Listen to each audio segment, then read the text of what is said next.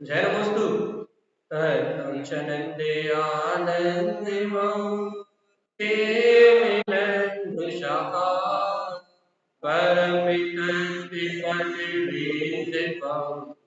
नमियोषितशुभा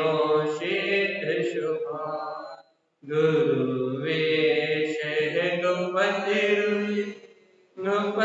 ज्ञान सहका तारण तरण समर्थ गुरु संसार निवा धर्म ज्योतौ जिनवर अर्घ दियर जो भय विनाश भव जो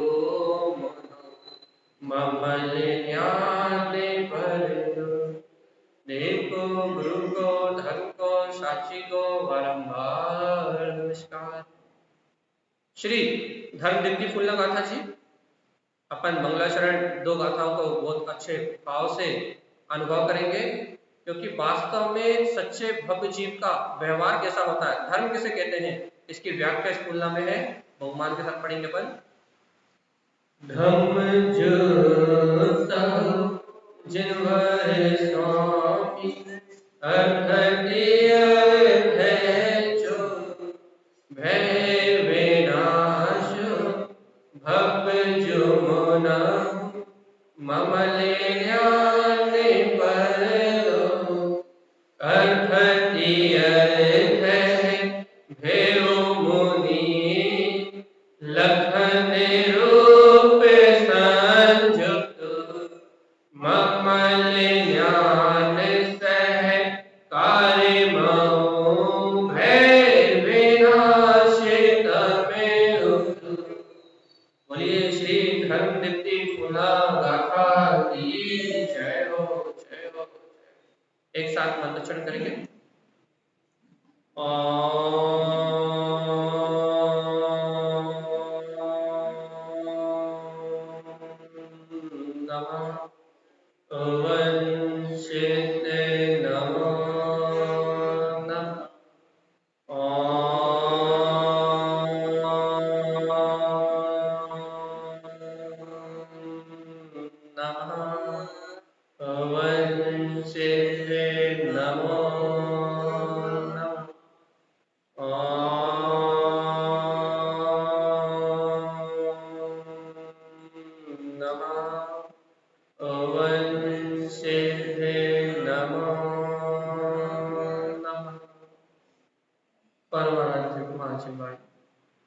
सदगुरुवर श्रीमद चिंतारसम और सर्वज्ञ जनेन भगवान की अमृतमय ज्ञान रस धार, जहाँ है कि अपने कोमल पावड़ जी ग्रंथ में गुरु महाराज धर्म दीप्ति फूलना गाथा का प्रकाश कर रहे हैं। वास्तव में धर्म प्रकाश का नाम है। जैसे कि सूर्य उदय के बिना जैन शासन में सूर्य उदय के बिना जैसे कि भोजन को ग्रहण नहीं किया जाता, आहार जल चारों प्रकार के आहार का त्याग होता है, जैसे बिना सूर्य उदय के भोजन को ग्रहण करना अवक्ष है कि नहीं, वैसे ही बिना धर्म का प्रकाश हुए, बिना शुद्ध धर्म का प्रकाश हुए, जैसे कि सूर्य उदय के बिना भोजन को ग्रहण करना अवक्ष है, वैसे ही बिना ज्ञान सूर्य के जागरण के अर्थात बिना चेतन लक्षण में आत्मा के अनुभव हुए बिना आप कोई भी भाव को ग्रहण कर रहे हो, पर्याय में परिणमन में कोई भी भाव को ग्रहण कर रहे हो, वो सब कुछ मिथ्या है। चाहे वो पूजा हो, चाहे वो पाठ हो, चाहे वो मंदिर आना हो, चाहे वो भोजन करना हो, चाहे वो दुकान जाना हो, चाहे वो कहीं भी जाना हो, कुछ भी करना हो, कुछ भी कर रहे हो, वो सब मिथ्या। बहुत बड़ी बात कह रहे हो। जैसे कि सूर्य उदय के बिना, यदि सूर्य का प्रकाश नहीं हुआ, सूर्य उदय के अंतर मुहूर्त बाद यदि आप पानी ग्रहण कर रहे हो, प्रासुप चना हुआ या फिर सात्विक भोजन ग्रहण कर रहे हो, तो भक्ष है, मतलब ग्रहण करने योग्य है, वो ग्रहण करने योग्य है, वो धारण करने योग्य है। सूर्य का प्रकाश यदि ना निकले, यदि सूर्य उदित ना हो और आप कुछ भी ग्रहण कर लो, चाहे छना हुआ पानी क्यों ना हो, लेकिन वो अवश्य। क्यों? क्योंकि सूर्य का प्रकाश प्रकट नहीं हुआ। ऐसे ही जब तक जीव को अपने चेतन लक्षण में ध्रुव आत्मा की जागृति ना हो। वस्तु स्वभाव धम, वस्तु के स्वभाव को यदि ये जीव ना जानता हो, धम्म जिनवर स्वामी हर जो, यदि ये जीव जनेन्द्र भगवान ने जो वीतराग धर्म कहा है, यदि उस रत्नत्रय धर्म को ना जानता हो, उस वीतराग धर्म को, उस चेतन स्वभाव को ना जानता हो, तो ये जीव कोई सी भी क्रिया करे, कोई सा भी भाव करे, जीवन में कोई सा भी व्यवहार करे, वो सारा व्यवहार मिथ्या ही कहलाएगा। चाहे वो नाम हो, चाहे स्थापना हो, चाहे द्रव्य हो, चाहे भाव हो, उनमें यदि सम्यक व्यवहार है, सम्यक मानता है, वस्तु के यथार्थ स्वभाव का निर्णय है, भगवान की वाणी का बोध है, तो वो सम्यक व्यवहार है। और भगवान की वाणी का बोध नहीं है तो वो मिथ्या व्यवहार है। और यहाँ आचार्य भगवान कहते हैं यदि धर्म को जानना है तो धर्म दीप्ति, पहले धर्म का प्रकाश करो। यदि धर्म को जानना है तो धर्म की दीप्ति जगेगी। धर्म दीप्ति क्या है? पहले तुम्हें पता तो हो कि वास्तव में धर्म कहते किसे। पहले तुम्हें बोध तो हो, क्या बोध हो?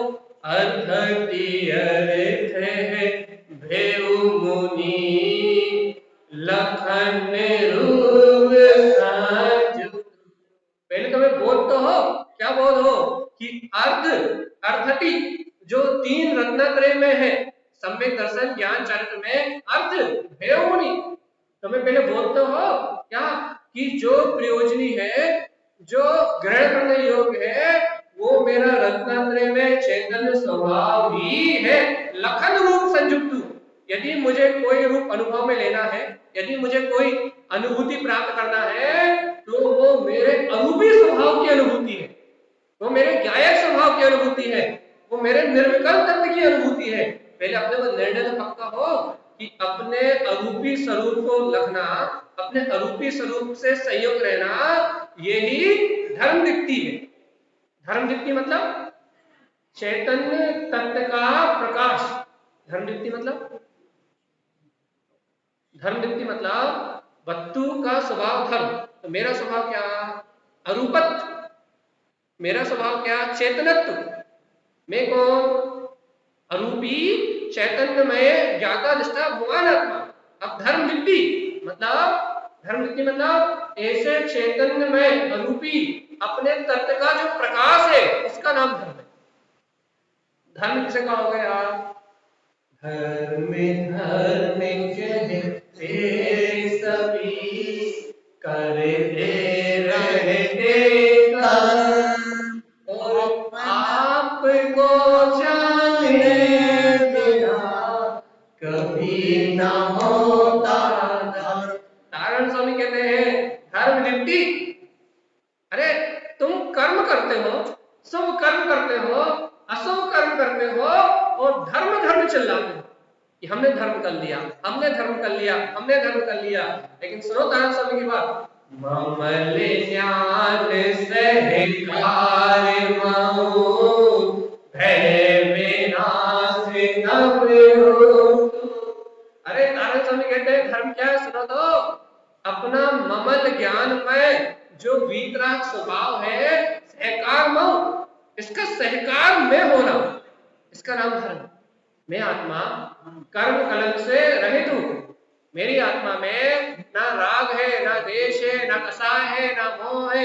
मेरा आत्मा ममल ज्ञान सहकार, अपने ज्ञान में जो सत्ता अष्ट कर्म रहित है, अष्ट कर्म विनर्मुक्तम मुक्ति स्थानेषु तिष्ठन्ति सो अहम देह मध्येषु यो जानाति सा पंडिता।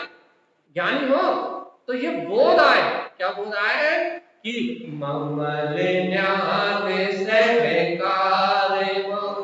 क्या बोध आए? कि मेरा आत्मा तो ममल ज्ञानमय है, सहकार मऊ, जो भक्त इसके सहकार में रहता है। आठ कर्म संयोग में है, लेकिन मैं तो ममल हूं। राग आदि भाव संयोग में है, लेकिन मैं तो ममल हूं। कर्म कलंक, खाना पीना, उठना बैठना, सोना जागना, वर्तमान पर्याय में ये परिणमन हो तो रहा है, इस परिणमन को रोका नहीं जा सकता। क्यों? क्योंकि पूर्ववत है, प्रारब्ध है ये मेरा। ये जो परिणमन हो रहा है ये मेरा प्रारब्ध है, पूर्व में जो बोया था वर्तमान में बोने में आ रहा है। लेकिन इसके बाद भी मैं तो इससे अत्यंत भिन्न हूं। ममले ध्यान से का, मैं तो अपने ममल स्वभाव में ही तिष्ठा हुआ ज्ञायक पद का स्वामी हूं।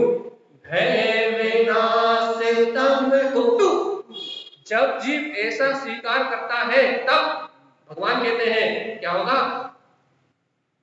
तमुक्तु, तब होगा। तुमसे भगवान कह रहे हैं जब क्या होगा?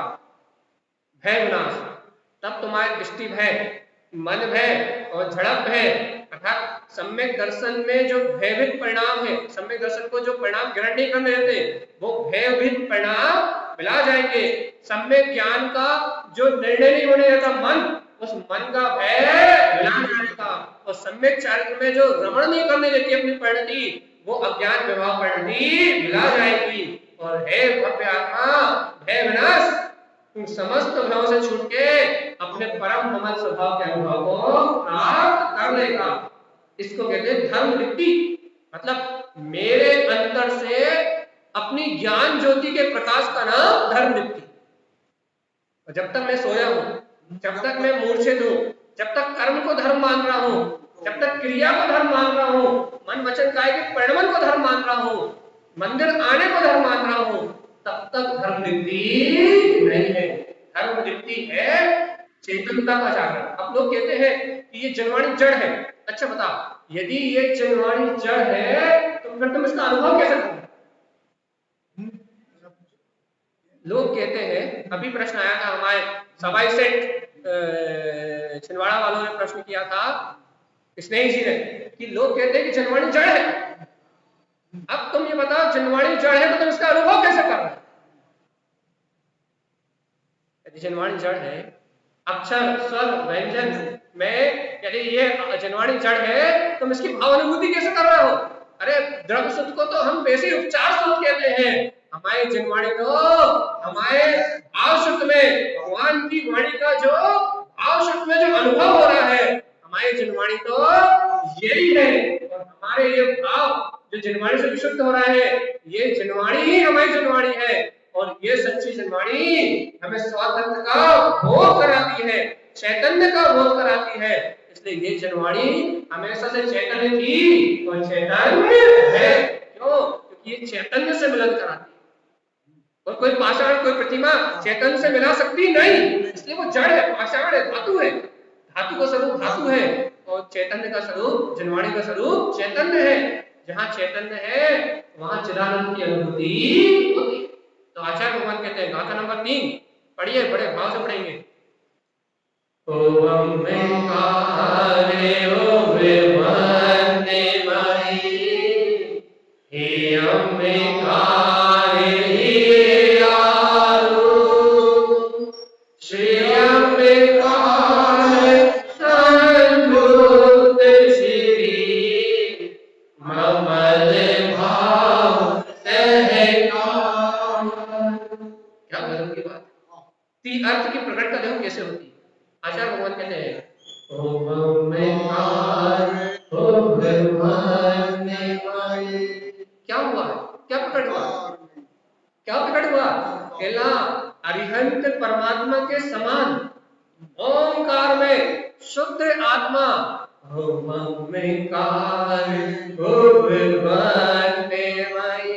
जब वो निर्विकल्प शुद्ध आत्मा वनमयी, जब उसकी स्वानुभूति में हो जाओगे तो उत्पन्न अर्थ की प्रकटता हो जाएगी, तुम सम्यक दृष्टि हो जाओगे। क्यों सम्यक दृष्टि हो जाओगे? जब तुम्हें यह बोध हो जाएगा कि उन पंच परमेष्ठियों के समान वह परम वीतराग सत्ता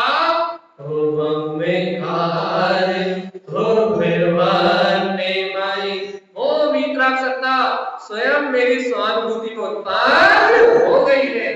जब उस सत्य को स्वीकार करोगे, उस सत्य को अनुभव करोगे, तो तुम स्वयं पंच परमेष्ठि में सम्यक दर्शन में अनुभव से संयुक्त हो जाओ। स्वीकार तो करो। लिखा है, हिंदी में लिखा है।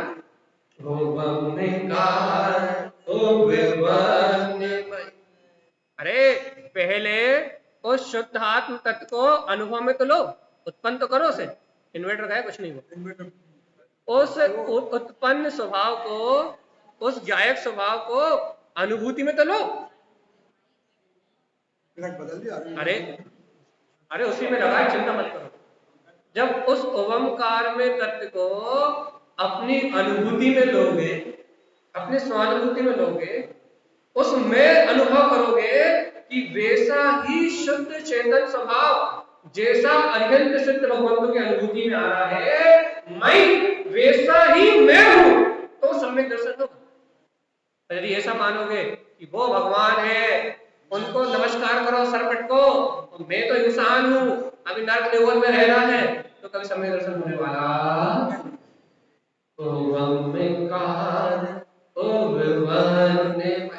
अरे वो ओमकार में अपना ऊर्ध्व स्वभाव अपने अंतर हृदय में विराजमान है।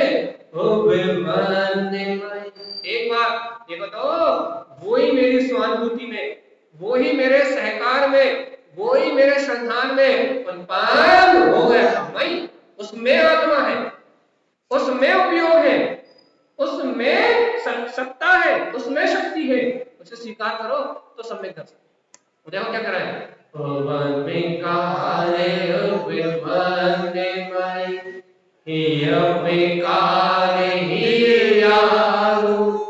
तो सम्यक दर्शन क्या है? ओंकार में तत्व का वेदन करना, शुद्धात्म तत्व का वेदन करना सम्यक दर्शन। ओंकार तत्व में अनुभव करना सम्यक दर्शन। तो सम्यक ज्ञान क्या है?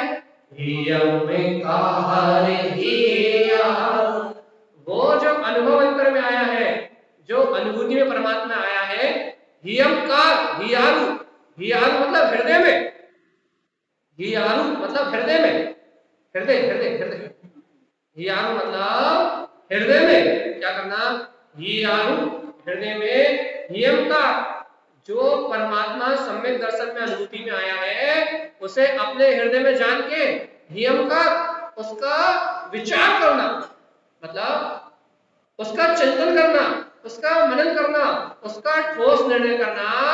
हियंकार वो क्या है कि मैं आत्मा केवल ज्ञान स्वभावी ही हूं, ऐसा हृदय में बार बार अनुभव करना, इसका नाम है सम्यक ज्ञान। सम्यक ज्ञान क्या करता है? सम्यक ज्ञान का काम क्या है?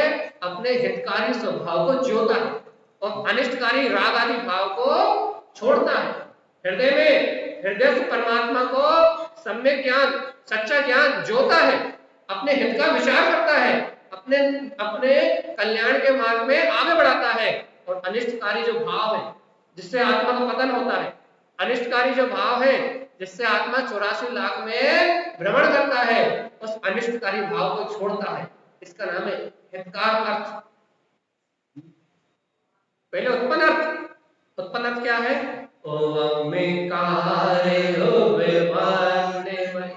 अपने ओमकार मतलब शुद्धात्म स्वभाव के अनुभूति में होना उत्पन्न अर्थ। हृदय में जो केवल ज्ञान स्वभाव सम्यक दर्शन की अनुभूति से प्रकट हुआ था, उसी गायक स्वभाव को हितकारी मान के अपने हृदय में निरंतर उसे संजोना, निरंतर उसका चिंतन करना, निरंतर उसका मनन करना, उसके चिंतन मनन करते हुए राग आदि भाव से दूर रहना। हितकार अर्थ मतलब प्रयोजनी, हितकारी जो भाव है उन्हें करना और जो अनिष्टकारी भाव है उन्हें छोड़ देना। भावना भाना, भाव का विनाश करने की भावना नहीं भाना, भाव भ्रमण बढ़ाने की। हम कौन सी भावना पाते हैं कि हमारा मकान बन जाए? भाव भ्रमण बढ़ाने की भावना। हम कौन सी भावना पाते हैं? आज हमारी दुकान अच्छी चले, भाव भ्रमण कराने वाली भावना। हम कौन सी भावना पाते हैं कि आज हमारे विषय भोग में कोई कमी ना आए, भाव भ्रमण बढ़ाने वाली भावना। ये भावना नहीं। अरे इन संयोगों में रहते हुए आत्महित की भावना माना कि कब मुझे सम्यक दर्शन की प्रकटता हो, कब मुझे सम्यक ज्ञान की प्रकटता हो, कब मैं रत्नत्रय को अंगीकार करूं, कब मैं सिद्धों के समान सुख भोगूं। ये भावना भाना, क्या भावना भाना कि भावना भाव विनाशिनी। अरे कौन सी भावना भाना? अरे मैं तो शुद्धात्मा हूँ, मैं तो ज्ञायक परमात्मा हूँ, देखो भोजन करने वाला मैं नहीं हूँ, देखो पानी पीने वाला मैं नहीं हूँ, देखो दुकान चलाने वाला मैं नहीं हूँ, देखो बोलने वाला मैं नहीं हूँ, देखो सुनने वाला मैं नहीं हूँ।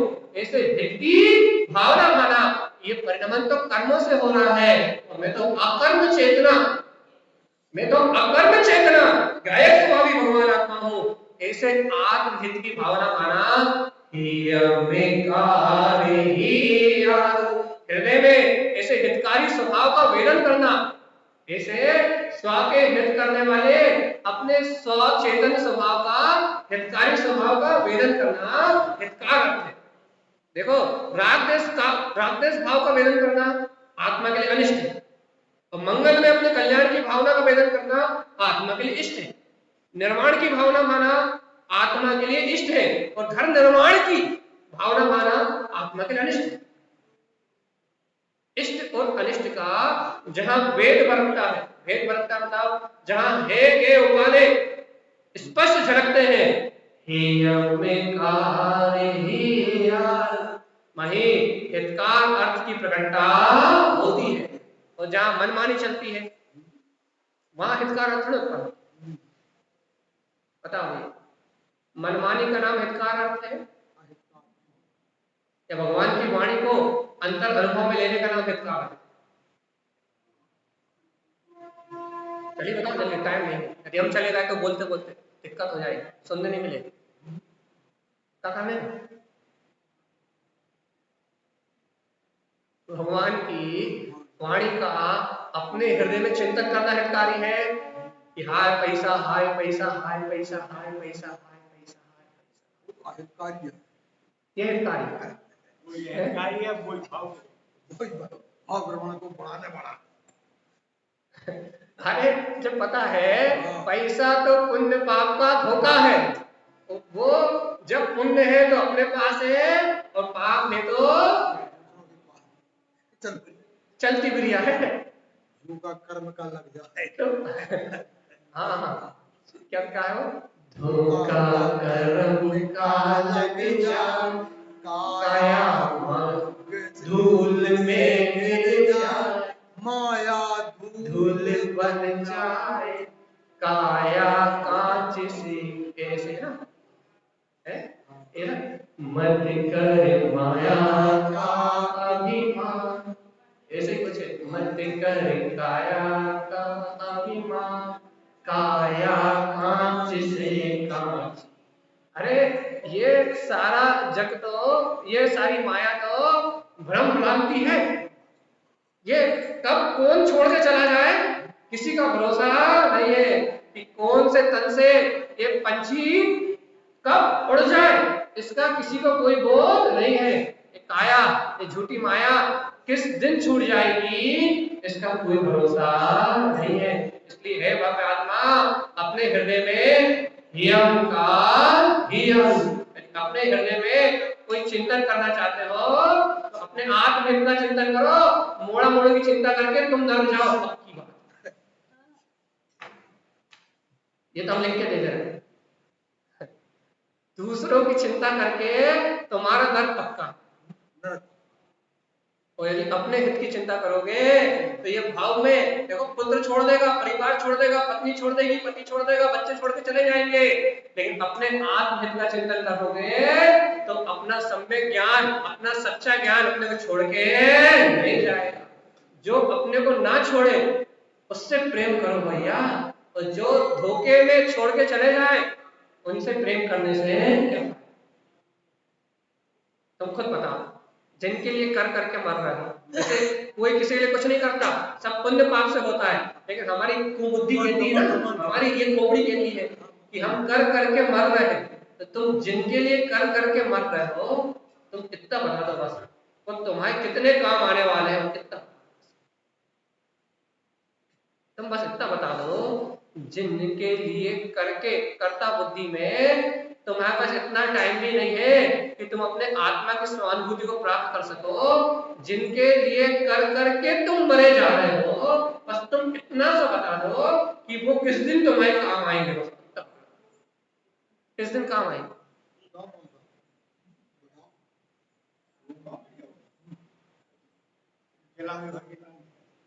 अरे जलाएंगे जब तो तुम रहोगे ही नहीं, जला के देखे काम भी नहीं आए वो। तुम कह रहे हो कि तुम्हें क्रियाकरण करने के काम आएंगे, तुम्हें जलाने के काम आएंगे। जब वो तुम्हें जलाएंगे जब तुम मर रहोगे नहीं, और वो तो तुम्हें जिंदा में जला रहे हैं। तुम्हें मरने के बाद का वो तुम्हें जिंदा में जला रहे कि तुम उनके लिए कर करके मर गए, लेकिन वो कह रहे तुमने हमारे लिए क्या किया, पैदा क्या करो थे तुमने। वही तो कह रहा है, तो वो तुम कर करके मर गए और वो तुमसे क्या कह रहे हैं, तुमने करो क्या हमारे लिए, तुमने हमारे लिए क्या करो, तुमने अपने मोह से पैदा कर, तुम पैदा ही काय करो। तुम्हारी खुद की भोगा शक्ति थी, तुम्हारी काम शक्ति थी, तो तुमने पैदा करो। अब पैदा करो तो पालो, पैदा करो है तो पालो, गलती को ऐसा तुमने पैदा करो ना। अब जब तुमने पैदा करा है तो पालो, और नहीं करते पैदा तो हम कुछ नहीं कहते। तुम नहीं पैदा करो, पालो। तुम्हारा मोह है, तुम्हारे राग है, तुम मरो। पर अपन मरे जा रहे हैं, अपन चिंताएं करे जा रहे हैं, अपन उस आकुलता में लगे हुए हैं, दिन रात उन चिंताओं में ही डूबे हुए हैं। और यह भगवान की वाणी चल रही है, भगवान कह रहा है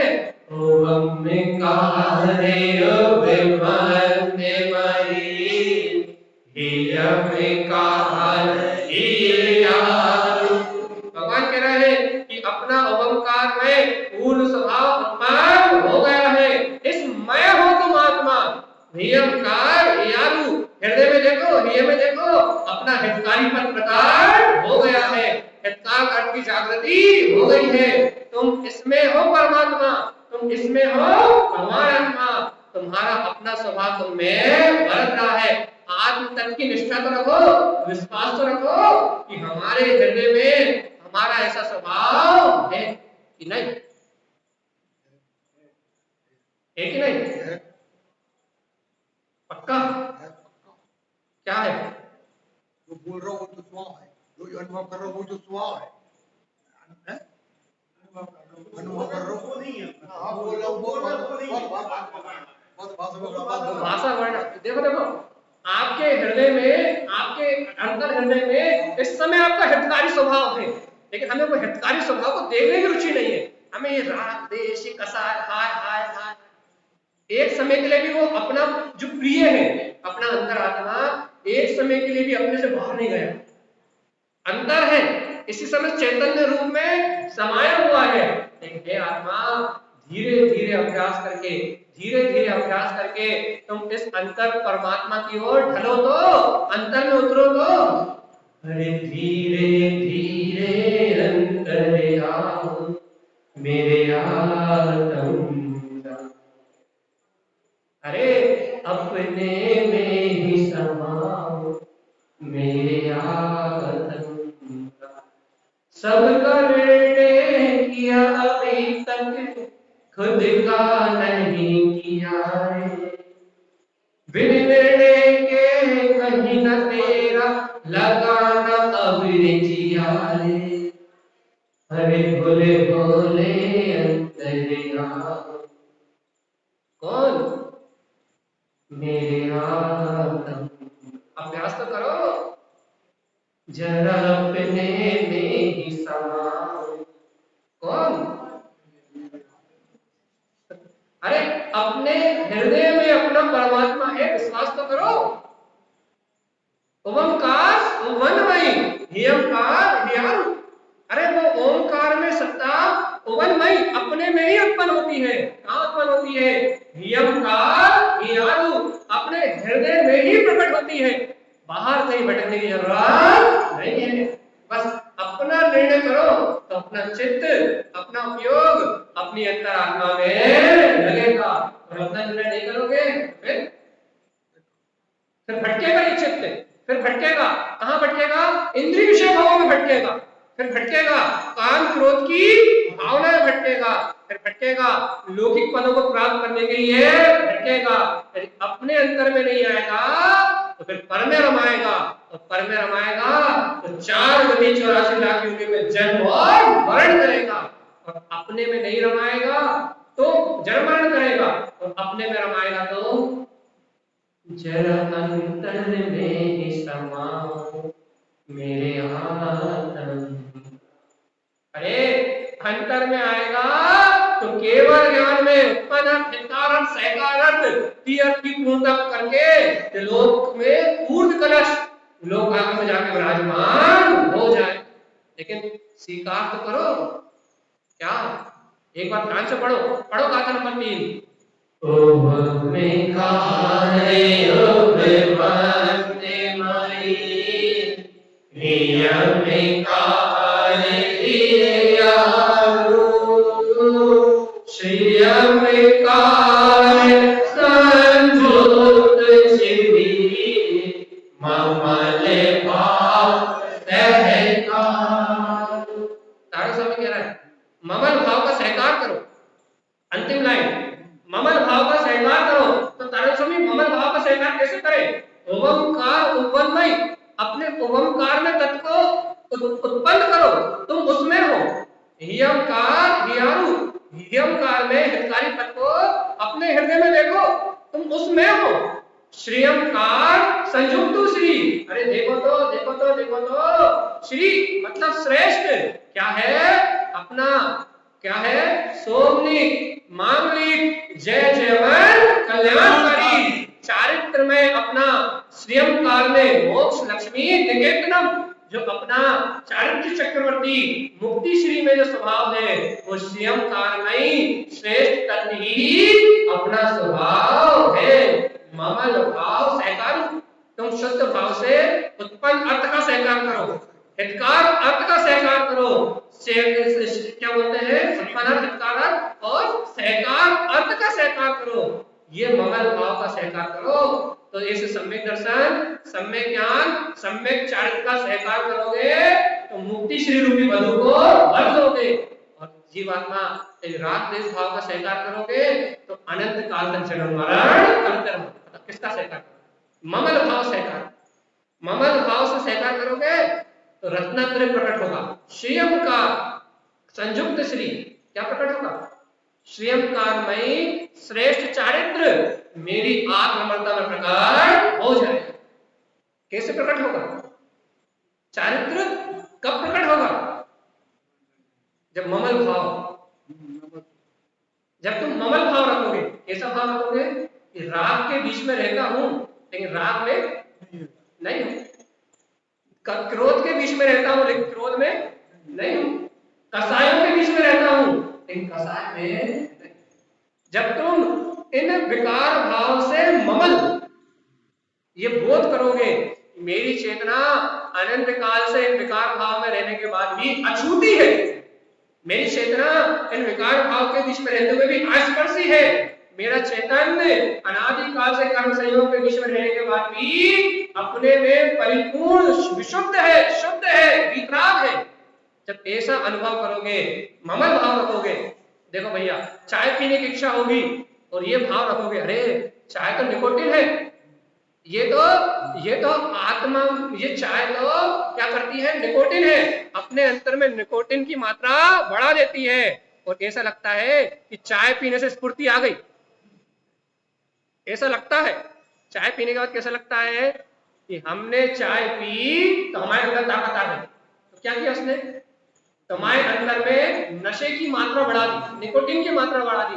तो नशे में अपने को क्या लगता है कि हमारे पास बल आ गया। ऐसे अनादि काल से मैं दुकान चला रहा हूं, कर्ता बुद्धि नशा है, मैं दुनिया की व्यवस्था बना रहा हूं, ये कर्ता बुद्धि नशा है। जब मैं जाप कर रहा हूं, मैं पाठ कर रहा हूं, ये नशा है। इस नशे में ऐसा लगता है कि हमारे अंदर तो ताकत आ गई। ये ताकत थोड़ी ना है, कमजोरी है। थोड़ी देर बाद नशा खत्म होगा और क्या होगा? फिर निष्ठा बोलो, क्या होगा? नशा खत्म होगा और सर फिर दुखेगा। दुखेगा कि नहीं दुखेगा? चाय 4 घंटे बाद नशा खत्म होगा, फिर चाय पीने की इच्छा, फिर कमजोरी आ जाएगी। आएगी कि नहीं आएगी? फिर वीकनेस आएगी कि नहीं आएगी? क्या हुआ ये? ताकत आई थी? ये इंजेक्शन लगाया था? हाँ, बताओ ना। ताकत आई थी कि इंजेक्शन लगा था? इंजेक्शन का असर खत्म, ताकत खत्म। भैया जैसे चाय पी के थोड़ी देर के लिए ऐसा लगता है कि स्फूर्ति आ गई, थोड़ी देर के ऐसा लगता है कि अंदर में भैया ऊर्जा आ गई, लेकिन वो निकोटीन की मात्रा बड़ी है, वो तेरा हित नहीं करने वाली, वो धीरे धीरे शरीर का हाथ करने वाली है, तेरी इम्यूनिटी को कम करने वाली है, तेरी अंदर की जो सामर्थ्य है उसका नाश करने वाली है। जैसे सर्वत्र चाय नाश करने वाली है, ऐसे ही जीवात्मा ये कर्ता बुद्धि, जब हमें कर्ता बुद्धि उत्पन्न होती है तो हम ऐसा कर ले, मंदिर आ जाए, पाठ कर ले, पूजा कर ले, या फिर दुकान का काम कर ले, मकान का काम कर ले, या फिर हम यहाँ चले जाए, वहां चले जाए, ये पढ़ ले, वो पढ़ ले, इसको सुन ले, उसको सुन ले, ये कर ले, वो कर ले। जितनी भी कर्ता बुद्धि है ये तुम्हारी एनर्जी नहीं है। ऐसा लगता है आज तुमने बहुत धर्म कर लिया, आज तुमने बहुत काम कर लिया, आज तुमने बहुत सारा सुन लिया, ये साधना मात्र नहीं है, ये वही है नशा, कर्तव्य का भूत। साधना माधना नहीं, यह कर्ता बनेगा भूत, और ये भूत प्रकट हुआ और हमने आज बहुत सारा कर लिया, आज तो हम प्रवचन सुनाए, अब दिन भर के लिए फ्री, न आत्मा का बोध, न शुद्ध भाव, न भेद ज्ञान, न तत्व निर्णय, हमने दो चार क्रियाएं कर ली, दो चार माला जप ली और ये धर्म हो गए। ये नशा है, निकोटिन है ये अभी ब्लड में बढ़ गया है कर्तव्य की मानता से। थोड़ी देर में फिर कोई रात देश की धुआंधाई आंधी चलेगी, फिर वो घर गृहस्थी का मोह सताएगा, फिर वो इच्छाएं कामनाएं होंगी और फिर तुम अशुद्ध भाव में, पाप में, प्रपंचों में फिर रत हो जाओगे। जैसे कि तैसे थोड़ी देर 15-20 मिनट मारा छटका ली, 15-20 मिनट बाद फिर तुम वही हाय हाय हाय हाय हाय हाय में लग जाओगे। ना भेद ज्ञान रहेगा, ना तत्व निर्णय रहेगा, ना वस्तु स्वभाव का बोध रहेगा, जैसे कि तैसे हो जाओ। क्यों हो जाएंगे भैया जैसे कि तैसे? नशा किया है, नशा उतरेगा तो वीकनेस तो आएगी, है कि नहीं? नशा था तब तक एनर्जी थी, और नशा खत्म तो हाथ पांव कांपते। देखा है जो लोग नशा करते हैं, जब तक वो पीते रहते हैं, जब तक दादा दादा से ही, और जहां नशा खत्म होता है वहां हाथ पांव भी ढंग से नहीं जमते, कपते रहते हैं ऐसे कर करता था। क्यों? ड्रग्स लेने वाले, अधिक शराब पीने वाले, अरे जिन्हें गुटखा खाने की आदत हो, सही कह रहा है, 4 दिन गुटखा मत सो के ना उठे हो, कच्चू पूरी दिनचर्या खत्म हो जाए, ऐसा लगेगा जैसे किसी ने जिंदगी छीन ली हो।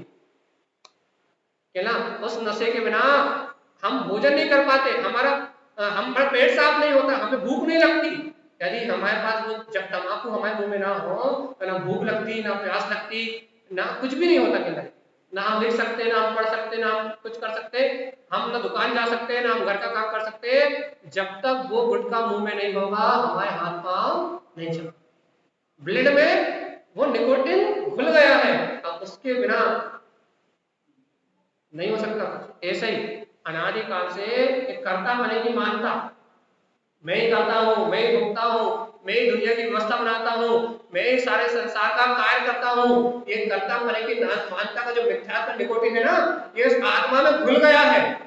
अब ये जीव सबका जिम्मेदार बन के बैठ गया है कि मकान मैंने बनवाया, दुल्हन मैंने जोड़ी, पुत्र परिवार का पालन पोषण मैंने किया, ये खाता मैं हूँ, पीता मैं हूँ, बनाता मैं हूँ, चलता मैं हूँ, फिरता मैं हूँ, ये बाहर की जगत की व्यवस्था बनाता मैं हूँ। इसे कर्तव्य का निकोटिन इतना ज्यादा घुल गया है कि धर्म के नाम पे भी मैं पूजा करता हूँ, पाठ करता हूँ, मंदिर आता हूँ, इस नाना प्रकार की मान्यताओं में ये लगा रहता है। लेकिन आचार्य भगवान कहते हैं ओमकार ओममयी, अरे सुनो सुनो सुनो, अपने ओमकार स्वरूप का अनुभव करने का नाम सम्यक दर्शन है, अपने नियमकार में स्वभाव का हृदय में अनुभव करने का नाम सम्यक ज्ञान है, और स्वयंकार में मोक्ष लक्ष्मी निकेतन जो अपना श्रेष्ठ स्वभाव है, इसमें आचरण करने का नाम चारित्र है।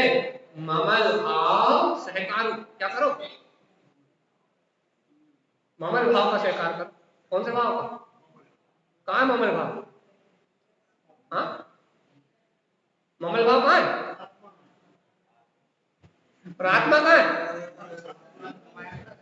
आत्मा आत्मा ही में, ममल भाव आत्मा में है, तो आत्मा कहाँ है? आत्मा ही में, मैं ही आत्मा हूँ। नहीं, जब मैं ही आत्मा हूँ तो आत्मा से ही तो कह रहा है कि ममल भाव करोगे तो उत्पन्न विकार सहकार तीनों रत्नत्रय स्वानुभूति में जगमगा जाएंगे। इतने का नाम तो धर्म दीप्ति। धर्म दीप्ति मतलब धर्म का प्रकाश कहाँ हो गया? केवल अंतर हृदय में, बाहर नहीं हुआ। बाहर नहीं हुआ। धर्म कहाँ मिला? हृदय में। ढूंढ कहाँ रहे थे? मंदिर में। धर्म कहाँ मिला? अंतर हृदय में। ढूंढ कहाँ रहे थे? जाप में। मिला कहाँ? अंतर में। खोज कहाँ रहे थे? कागज पन्नों में। जब तक उसकी खोज बाहर है, जब तक पर में उसकी खोज है, तब तक वो परमात्मा अनुभव में आने वाला नहीं है। और जहां स्व में उस सत्ता को स्वीकार करोगे तो मेरे अंतर में ही रहता मेरा आत्म, जरा होले होले अंदर आओ। कौन? मेरे आत्म। अरे कभी तो अपना निर्णय करोगे कि नहीं? तो भटकते रहोगे संसार। कभी तो ठोस निश्चय करोगे कि नहीं कि मैं तो वो अरिहंत जिन्होंने हनन कर दिया है शत्रुओं का। हनन कर दिया है। हनन कर दिया मतलब हाँ, जिन्होंने विकार भाव का, विभाव परिणतियों का नाश कर दिया है, जिन्होंने आत्मा के जो शत्रु है, ये घातिया कर्म, जिन्होंने उन विकारी ज्ञानावर्णी, दर्शनावर्णी, अंतराय, मोहिनी आदि इन भाव का हनन कर दिया है, जिन्होंने अशुभ कौशुभ भाव का हनन कर दिया है, वो अरिहंत हो गए। अरिहंत, मैं ऐसे अरिहंत की वंदना करता हूं। और यदि मैं अरिहंत की वंदना करता हूं तो मैं शत्रु से मित्रता नहीं कर सकता। बात समझ में आई कि नहीं आई? क्या समझ में आई? बोलो अभिशार, बोलो जल्दी बोलो, क्या समझ में आई? यदि मैं अरिहंत को नमस्कार करता हूं तो मैं शत्रु से मित्रता नहीं कर सकता। क्या समझ में आई? नहीं आई समझ में? हाँ बहुत अच्छा। बोलो यहां से कौन बोल रहा? बोलो मिस्टर, क्या समझ में आई? बोलो, कुछ भी बोलो, सही है जो बोलो वो सही।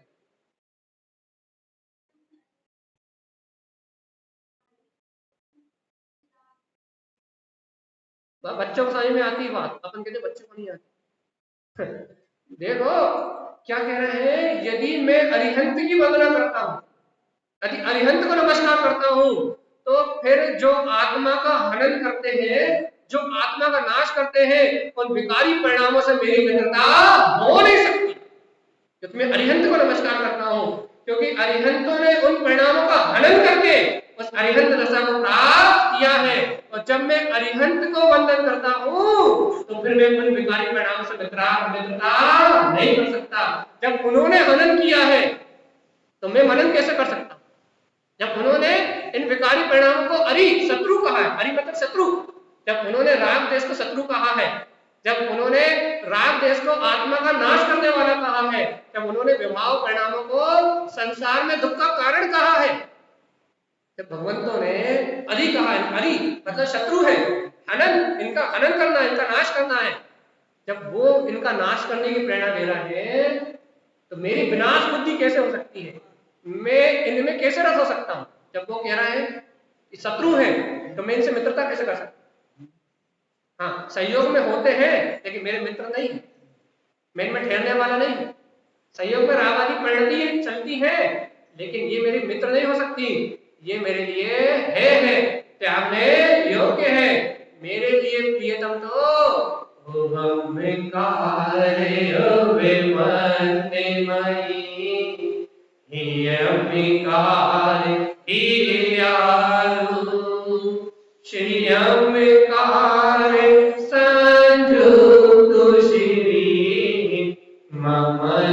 भाव सहकार। क्या है हितकारी? उत्पन्न अर्थ में रहना, हृदय में हितकार अर्थ में रहना और श्रेष्ठ सहकार अर्थ को अनुभूति में प्राप्त कर लेना, ममल भाव को प्रकट कर लेना, ये मेरे लिए कल्याणकारी है। ये रत्नत्रय मेरे लिए सोपान है, अमृत का सोपान है। ये रत्नत्रय मेरे लिए अमृत का सोपान है, और ये राग आदि विकारी भाव विषपान है। बताओ, विष का पान करोगे या अमृत का पान? बताओ जल्दी बताओ। खंबे के पीछे छुपे हुए नवीन भैया, बताओ क्या करोगे, अमृत का पान कि विष का पान? सो गए। खंबे के पीछे बैठते इसलिए एक आध नींद अच्छे से हो जाए।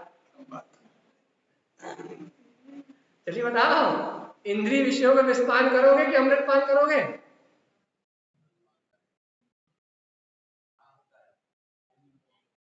भगवान जी जब तक जहर पी रहा है, कि राग देश का जहर पी रहा है, तब तक मुक्ति नहीं होगी। अपन जब तक पर पदार्थों का, पर पर्यायों का, इंद्रिय विषयों का रस पी रहा है, विषपान कर रहा है, तब तक आत्मानुभूति नहीं होगी। अरे धीरे धीरे धीरे धीरे धीरे धीरे अभ्यास तो करें।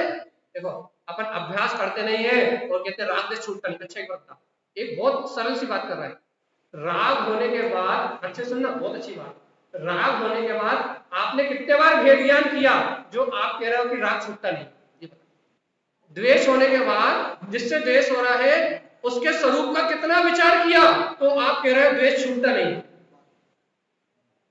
आप ये बताओ, आप ये बताओ, आप कह रहे हो कि मोह छूटता नहीं है, तो आप ये बताओ जब आपका मोह नहीं छूट रहा है, यदि आप ऐसा कह रहे हो, तो जब आपको मोह के परिणाम जिसके प्रति भी आते हैं, जिन विषयों में आप मोहित होते हो, आपने उन विषयों का स्वरूप कहां विचार किया कि वो आत्मा के लिए इष्टकारी है या अनिष्टकारी है?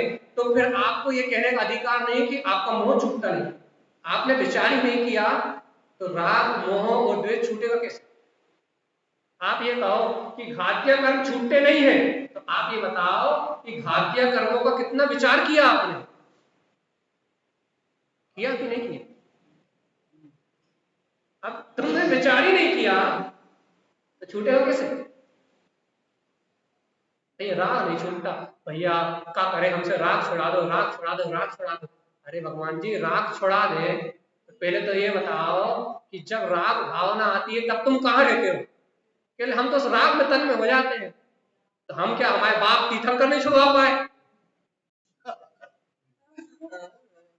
हम क्या, हमारे पिताजी वो तीर्थंकर भगवान राग नहीं छुड़ा पाए, वो मारीची को नहीं छुड़ा पाए, तो हम क्या छुड़ाए? सही बताओ, हम का, हमारे पिताजी हरिहर परमात्मा वो जब जगत के जीवों को, अपने नाती पोते को मोक्ष नहीं ले जा पाए, तो हम और आप क्या करें? राग छोड़ना तो क्या करना पड़ेगा? जब राग की धारा हो तब वस्तु स्वभाव को पलटो कि अपनी तत्समय की योग्यता से परिणाम हो रहा है, हे जीवात्मा तू राग में क्यों मर रहा है? तब भेद ज्ञान करो तो राग घटे। जब मोहे की धारा अंतर में आए, जब लोभ का भाव सताए, अरे पानी गिर गया, कितने का नुकसान हुआ? कहना 2 लाख का। अब 2 लाख का नुकसान हुआ तो आत्मा का हुआ या द्रव का हुआ? क्या द्रव का हुआ? द्रव काय को वजह से आया था? पुण्य की वजह से। नुकसान काय को वजह से? कहना पाप की वजह से। अब ऐसा चिंतन करो तो लोभ का भाव घटे, और लोभ का भाव घटे तो क्या हो? अंतर आत्म शांति आए और चेतन की क्रांति जगे। और जब चिंतन ही नहीं हो तो फिर क्या होगा? भाई लोभ कम नहीं होता, फिर दुकान जाने की भावना हट नहीं रही, कोई जरूरत नहीं है, स्वाध्याय में मन नहीं लगता, लेकिन दुकान इसलिए जाते हैं कि टाइम पास होता रहे। घर में रहेंगे तो चिंता होगी, सन होगी, बीपी और बढ़ जाएगा, शुगर और बढ़ जाएगी, पत्नी की बात सुनते सुनते बुखार और आ जाएगा। ऐसे ही तो नहीं, ऐसे ही तो नहीं। निर्मल भाई यहाँ कह रहे हैं, हमें नहीं पता। तो यदि ऐसा ही है फिर क्या करना है? जल्दी बताओ क्या करना है? अरे जब वो परिणाम चले, जब वो परिणति चले, तब जागो ना, तब क्यों सोए रहते हो? मंदिर में आके जागते हो। जब वैसे भाव चलते हैं, जब वैसा परिणाम मिलता है, जब वैसे सहयोग मिलते हैं, जब वैसा सहयोग प्राप्त होता है, तब क्यों नहीं जगते? मंदिर में आके नींद खुल जाती है, आत्मा आत्मा की बात सुनते हैं, कहते मंदिर में आके नींद खुल गई और घर गए तो फिर सो गए। अरे नींद यहाँ तो जागे ही हुए हो, मेन जागने की जरूरत तो घर में है। जहां जगना चाहिए वहां बेसुध पड़े रहते हैं, और जहां जरूरत ही नहीं है, या मंदिर में तो वैसे अच्छे भाव चल रहे हैं, या मंदिर में तो वैसे भगवान की पढ़ाई चल रहा है, अच्छे परिणाम चल रहे हैं, अच्छी भावना चल रही है, यहाँ तो वैसे आत्मा का बहुमान है, यहाँ जागा ही हुआ है, यहाँ पे सोते नहीं, यहाँ तो वैसे जागना हुआ है। जागना तो है सहयोगों के बीच में, निमित्तों के बीच में, जब वैसे परिणाम चले, जब जैसे सहयोग मिले, जब वैसी अपने को व्यवस्थाएं मिले, तब जागो तो सवेरा। क्रोध का भाव आया, भैया क्रोध हमसे नहीं छूटता, हमें गुस्सा बहुत आती है, हमें गुस्सा बहुत आती है भैया, बात बात में गुस्सा आती। अरे भगवान जी, जब गुस्सा आए, जिस समय गुस्सा आए उस समय विचार करो ना, ये गुस्सा मेरा और सामने वाले का अनिष्ट करने वाला ही तो है ही, लेकिन मूर्ख गुस्सा कर क्यों रहा है? तो मन कहेगा कि हमारी इच्छा की पूर्ति नहीं हुई, तो मन से पूछो, अच्छा जीव एक बार बता, क्या तू मन की इच्छाओं की पूर्ति करना चाहता है या इस मनुष्य भाव में आत्मकल्याण करना चाहता है? तो यदि मन की इच्छाएं पूरी करना है तो मंदिर क्यों जाता है, पाठ क्यों करता है, समय क्यों करता है? तो कहेगा मन की इच्छाओं की पूर्ति करने, पुण्य कमाने। अरे देखो तो आके है तो स्वार्थी, है तो लोभी, पुण्य के लालच में आया है, धर्म कर्म से कछु लेना देना। फिर धर्म मत बोल, फिर शांति की बात मत कर।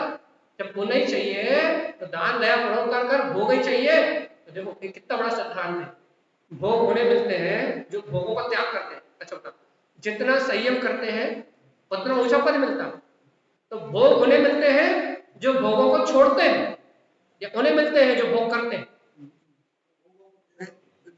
उल्टी परंपरा है, बिल्कुल बराबर, एकदम बिल्कुल चौकस परंपरा है कि जो ब्रह्मचर्य से रहता है उसे अगले भाव में दिव्य सुंदरियां मिलती है। अरे भगवान, ये क्या है?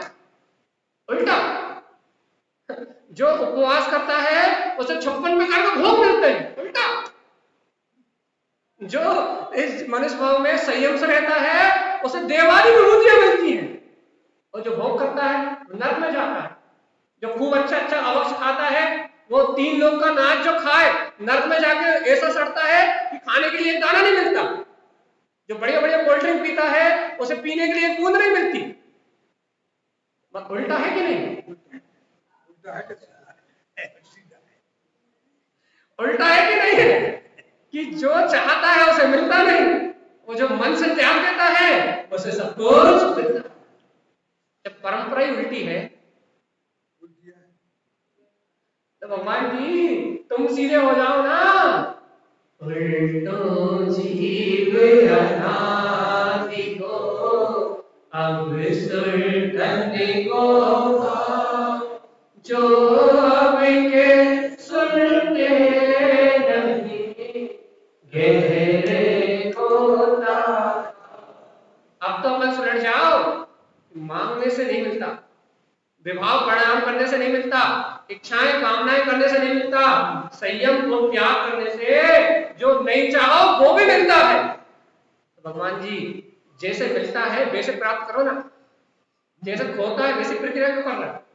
रत्ना त्रय की आराधना करो, सत संयम से रहने की भावना करो, तंत्र का निर्णय करो, भेद विज्ञान की कला को सीखो, बिन मांगे मोती मिले। भैया सम्यक दृष्टि ज्ञानी नहीं चाहता, लेकिन चक्रवर्ती जैसे पद मिलते हैं, नारायण जैसे पद मिलते हैं।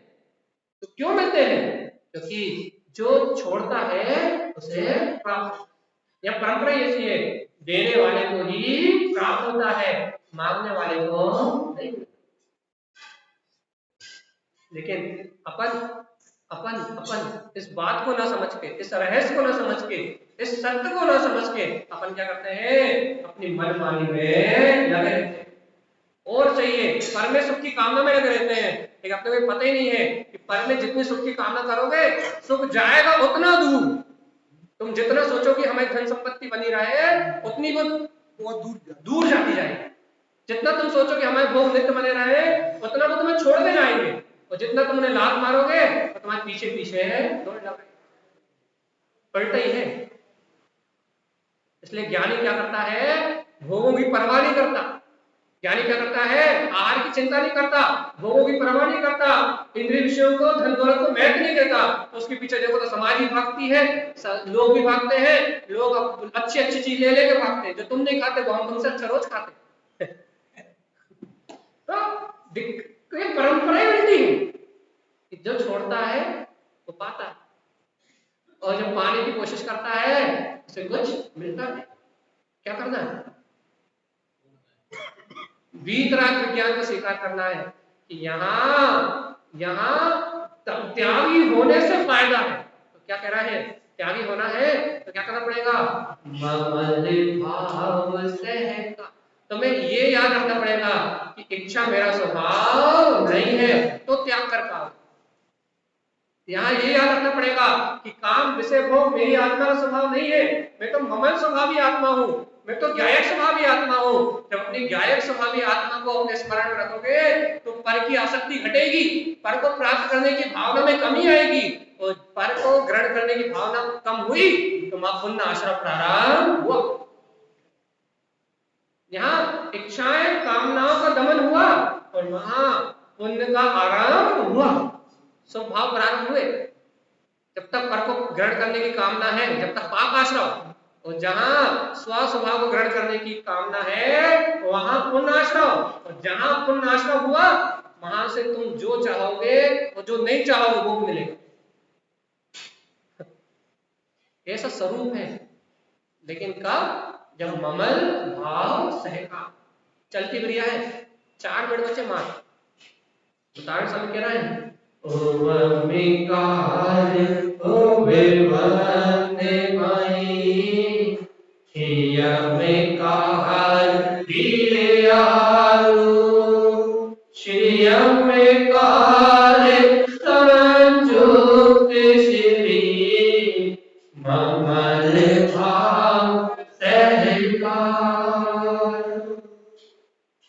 ओंकार में ऊर्ध्वगामी अपना स्वभाव उमनमय अपने में उत्पन्न हो गया है। हे भाव हियमकार हियारू, अपने हृदय में इस हितकारी स्वभाव को ही देखो। देखो देखो देखो, श्रेयमकार में मोक्ष लक्ष्मी निकेतन श्रेष्ठ स्वभाव अपना ही चारित्र है। संयुक्त, इससे संयुक्त रहो। ममल भाव सहकारु, इस सम्यक दर्शन ज्ञान चारित्र के माध्यम से अपने ममल भाव का सहकार करो तो इस भाव भ्रमण से छूट जाओगे और चेतन लक्षण में धर्म का प्रकाश हो जाएगा। धर्म दीप्ति, वीतराग धर्म की ज्योति प्रकाश हो जाएगी। जैसा जिनेंद्रों ने वीतराग धर्म कहा है वैसा धर्म अनुभव में आ जाएगा। और जीवात्मा यदि ऐसे ममल भाव का सहकार नहीं करोगे तो अनंत काल से भटक रहे हो और अनंत काल तक भटक। अरे भगवंतों ने वीतराग धर्म कहा है, तुम राग में क्यों खोजते हो? भगवंतों ने कहा है कि वो वीतराग चेतन लक्षण में आत्मा जिसने कभी पर को स्पर्श नहीं किया वो धर्म स्वरूप है। तो तुम चाहते हो कि हम माला करके उसको प्राप्त कर ले, राग से प्राप्त कर ले, तो संभव नहीं। उसे प्राप्त करने के लिए क्या करना पड़ेगा? अपने अंतर से स्वार्थ छोड़ के और उस परमात्मा का सच्चा श्रद्धान, सच्ची रुचि लगानी पड़ेगी जो राग से नहीं मिलता, जो सच्ची श्रद्धा से मिलता है, जो सच्चे समर्पणता से मिलता है, वो वीतराग है। वीतरागता से प्रकट होना है, राग करने से इसकी अनुभूति कभी होने वाली। भैया देखिए समय हो गया है, 58 मिनट हो गए। अब अपन गुरुदेव की चरण शरण में कम से कम ये भावना पाले कि हे सद्गुरुदेव, आपकी अमृतमय वाणी मेरे अंतर में उत्पन्न अर्थ को जागरण करे, मेरे अंतर में हितकार अर्थ का जागरण करे, मेरे अंतर हृदय में सहकार अर्थ का जागरण करे। आपकी मंगल में ये जिनवाणी मेरे ममल भाव के जागरण करने में निमित्त बने। आपके इन वचनों को सुन के मेरा जीव इस 4,84 लाख योनियों के भ्रमण से छूटने के लिए श्रद्धान का बल, ज्ञान का बल, चारित्र का बल हे गुरुदेव ऐसे रत्नात्रय के बल से मेरा जीव भी इस भाव संसार से पार हो जाए, ऐसी मंगल की भावना है और मेरी भावना पूरी होगी, ऐसा मुझे विश्वास है। क्यों? क्योंकि सदगुरु की शरण में भाई ना भैया, ऐसी मंगल में भावना जिसके हृदय में हो उसका भाव का विनाश होता है। ऐसी मंगल भावना पाते हुए हम सभी पंच परमेष्टि भगवंतों की आराधना में लगे रहे, यही सदगुरु का हम सभी भक्तजनों के लिए मंगल के उपदेश है। बोलिए आचार्य प्रवर सदगुरुवर संत तारण प्रहलाद जी महाराज की जय हो। जय नमस्तु। शरण दयानंद